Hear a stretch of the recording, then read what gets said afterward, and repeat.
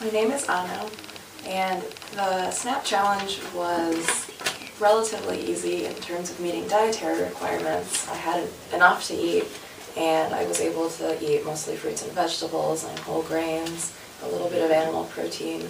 The hardest part for me was the social aspect of how to explain to my friends that I can't hang out right now or that I can't go to the restaurant they want to go to. I was also nervous that if I was running late, I would have to skip breakfast and then I wouldn't be able to stop someplace and pick up food like I was used to. Part of the reason we had to plan a lot for the SNAP challenge is because the rules of the challenge say that you are not supposed to use anything that you don't already have. So I had to think about, well, I can't add extra olive oil to something. I can't add the spices I would normally add. So I would buy jarred sauces, things that didn't require extra salt. I bought salted butter so that I didn't need to worry about that, and I could use that for every meal. But in a way, the challenge artificially imposes restrictions where normally you'd be able to plan ahead for a month, or if you had a little, $2 in your pocket, you could go get a snack if you were really hungry. And so, in a way, the challenge mimics the stress you would have if you didn't have assistance, because you really don't know when you're going to get to eat again if you don't have something with you. The challenge taught me how important it is to plan out if you really want to meet your dietary guidelines on a budget.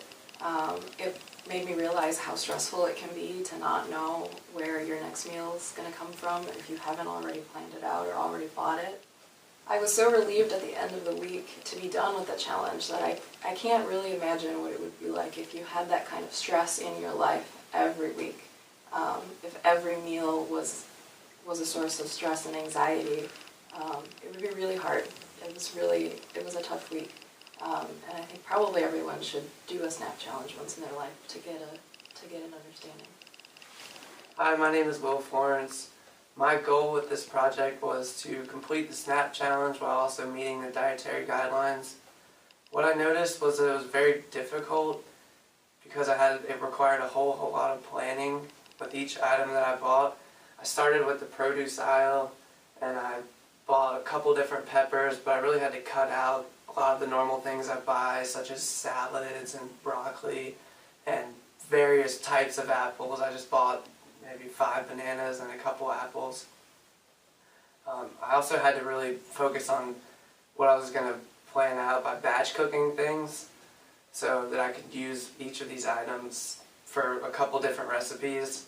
Another thing that I noticed was that I really didn't buy a lot of meats. I only bought one thing of ground beef, and it wasn't nearly as lean as the ground beef that I normally buy. It was like 73% lean.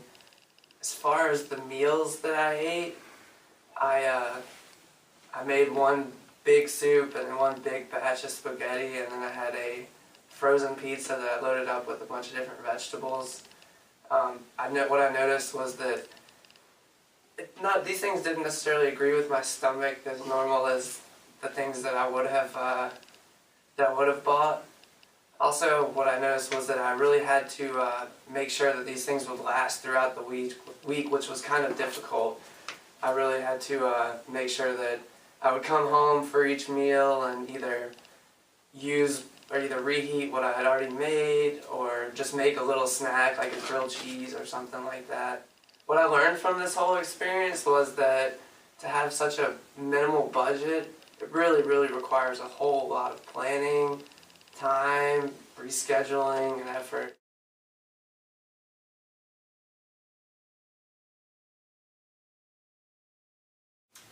Hi, my name is Cherie Jones. On a normal day, I receive between the amount of $400 to $460 in food assistance, as well as WIC for me and my 2 kids, which one is 7 and the other one is 10 months. Usually I would write down on a piece of paper a list of things that we usually get for a month. I would go to Sam's Club and get my meats and my bulky items such as pork chops, chicken, milk, big bags of chips because they come in bulk rather than individual package.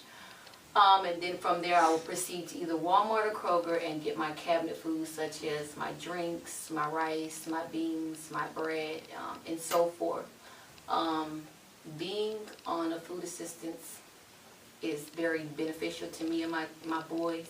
It comes a long way as far as just making sure that we're comfortable in our living situation. So I feel like it really helps me as a mother, a single parent, in feeding my kids throughout my daily life. Also, I'm currently on a WIC, which is a supplemental nutrition program that kids between the ages of newborns to 5-year-olds get to stay on.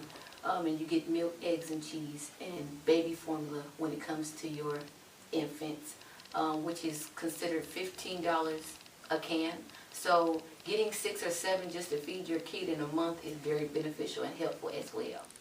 I'm just very thankful and grateful that I have food stamps or food assistance to help me and my kids out, and I'm able to help others as well that are in need, that can't afford it. If I was put in that situation, I probably wouldn't know what to do because I have the benefits. But it is a struggle in today's society.